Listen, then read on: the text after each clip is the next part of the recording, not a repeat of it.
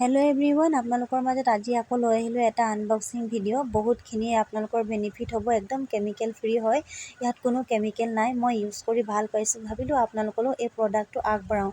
যিসকলে জানে যে মই ইউটিউবত মিনি ব্লগত মই সৰু সৰু এনেকৈ আনবক্সিং ভিডিঅ' লৈ আহোঁ, তো আজিও মই ভাবিলোঁ যে ইমান ধুনীয়া এটা প্ৰডাক্ট, এইটো যদি মই নানো তেনেহ'লে হয়তো মোৰে ভুল বুজাব।